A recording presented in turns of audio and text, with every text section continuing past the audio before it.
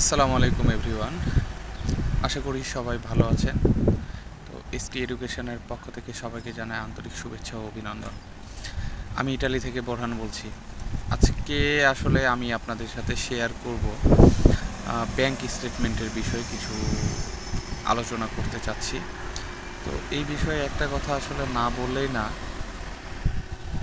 আপনারা আসলে যারা ইটালিতে অ্যাডমিশন হয়েছেন বা যারা ভিসার জন্য ডকুমেন্ট সব কিছু জমা দেবেন, তারা আসলে প্রতিনিয়তই এই ব্যাংকের যে বিষয়টা এটা নিয়ে প্রতিনিয়ত আপনারা কনফিউজ থাকেন যে আসলে কত টাকা ব্যাংকে রাখলে হয়তো আমাদের ভিসা পেতে সুবিধা হবে বা ব্লা ব্লা ব্লা ব্লা ব্লা।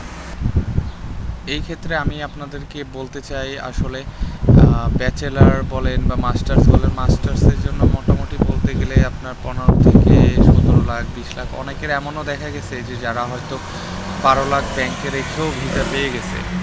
আবার দেখা যায় যে অনেকে 20 লাখ টাকা দেখাইছে বাট ভিসা তার হয় নাই। এটা অনেকটা লাকের উপরও ডিপেন্ড করে। আবার আর একটা বিষয় হচ্ছে যে যারা ব্যাচেলার তাদেরকে আমি বলবো যে 20 থেকে 22 লাখ বা 25 লাখ দেখাইতে হবে। আসলে এক্স্যাক্টলি বিষয়টা হচ্ছে আপনি ইটালিতে 1 ইয়ার যদি 2 ইয়ার আপনি মাস্টার্সে সারভাইভ করতে পারবেন কি না উইদাউট স্কলারশিপ, এই অ্যামাউন্টটা আপনাকে ওখানে রাখতে হবে। এবং ইউনিভার্সিটিতে যে কস্ট আপনাকে ইউনিভার্সিটিতে দিতে হবে, যে টাকাটা, এই টাকাটা আপনার ওই ব্যাংকে রাখতে হবে। দ্যাটস ইট, এতটুকুই। হ্যাঁ, আর ট্রানজ্যাকশানের যে বিষয়, এটা হচ্ছে রেগুলার ট্রানজ্যাকশান, খুবই ভালো। অনেকে আমাকে প্রশ্ন করে যে আসলে কি করব, আমার তো ফিক্সড অ্যামাউন্ট।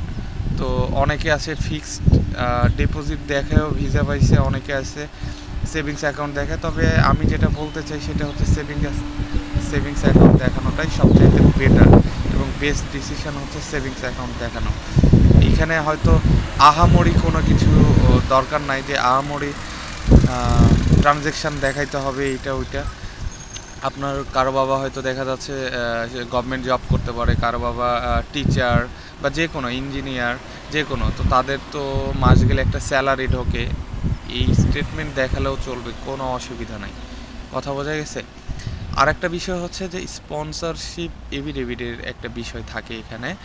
আমরা যখন ফাইল ভিএফএসে জমা দিই, তো স্পন্সরশিপ যখন এভিডেভিট আমরা করব, তখন আসলে স্পন্সর কে হবে, বাবা হবে না ভাই হবে, এটা কোনো বড় বিষয় না, কারণ রক্তের সম্পর্ক হলেই হয়।